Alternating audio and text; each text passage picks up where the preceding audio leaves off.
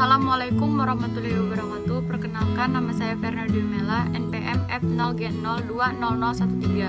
Saya akan menjelaskan tentang sistem saraf. Video ini dibuat untuk memenuhi tugas dari Bunda Noviati, SSTMK.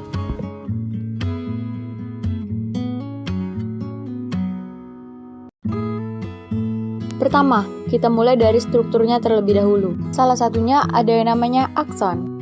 Bagian ini bertanggung jawab dalam transmisi impuls listrik dari satu sel saraf ke sel saraf berikutnya, yang akan berujung ke target akhir yaitu organ ataupun otot. Setelah itu, kita juga punya dendrit.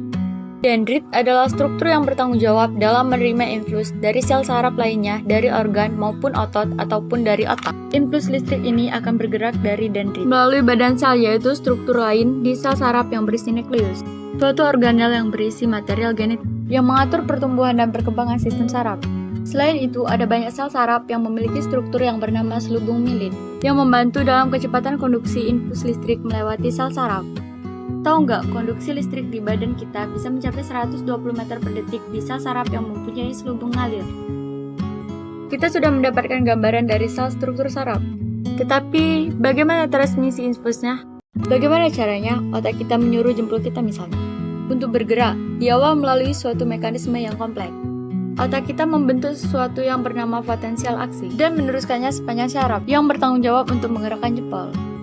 Di dalam saraf ada beberapa kabel. Di dalam kabel-kabel ini terdapat sel saraf. Di antara satu sel saraf ke sel saraf lainnya, ada celah yang bernama sinap. Jadi, potensial aksi yang merupakan si listrik akan diterima oleh dendrit di sel saraf utama, diteruskan melalui tubuhnya dan mencapai akson. Di beberapa neuron atau sel saraf utama, ada sesuatu yang bernama neurotransmitters, suatu zat kimia yang berperan dalam kondisi listrik dari suatu sel saraf ke sel saraf berikutnya. Neurotransmitter akan dilepaskan ke sinap dan menghasilkan suatu potensial aksi di sel saraf kedua. Di sini listrik tersebut akan dioper dari satu sel saraf ke sel saraf lainnya, sampai akhirnya sel saraf terakhir menyampaikan si listrik ke otot dan bertanggung jawab menggerakkan si jempol. Alhasil, jempol kita pun berhasil digerakkan. Melalui pengertian proses ini, lahirnya nama neuron. Itulah penjelasan mengenai sistem saraf. Semoga apa yang saya sampaikan dapat bermanfaat bagi kita semua. Sekian dan terima kasih. Wassalamualaikum warahmatullahi wabarakatuh.